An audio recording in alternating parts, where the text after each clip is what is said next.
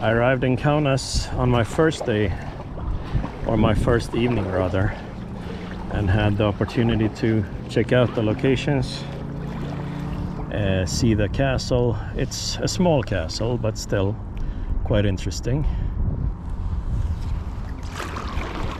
And check out the riverfront here. There's a park up ahead on the left, kind of full of crows that make a lot of sound, but basically a nice location for a paddle.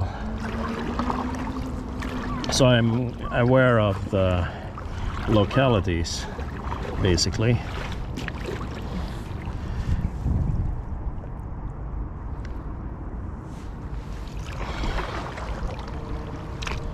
And here we have those birds right here.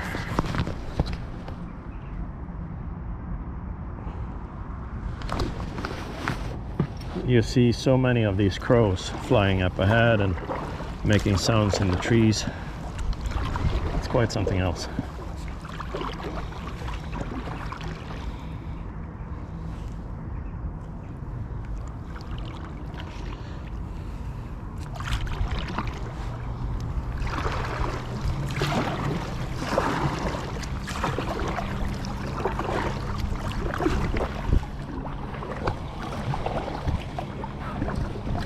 So now for some sunset kayaking in Lithuania.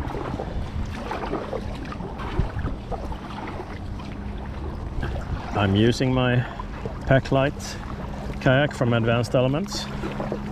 It's proved to be really enjoyable when I'm paddling with the current, like here, and as I also did in Vilnius. And while it's a small kayak and a slow kayak, it only weighs 1.8 kilograms or 4 pounds, meaning that it's extremely light for carrying around and transporting to different locations during, for example, travel. And while I was in Vilnius earlier today, I started in the middle of the city at a small part of the river there, or rather a stream with some moving water, which you could not possibly have accessed with a hard shell kayak reasonably, not unless you were going to an extreme amount of trouble and logistics and potential damage to the kayak. Whereas this little portable kayak was perfect for just exploring both inside the city, along the river there, where you, in the larger sections of the river you could certainly kayak, but my point is this allows for exploring areas that you couldn't do otherwise.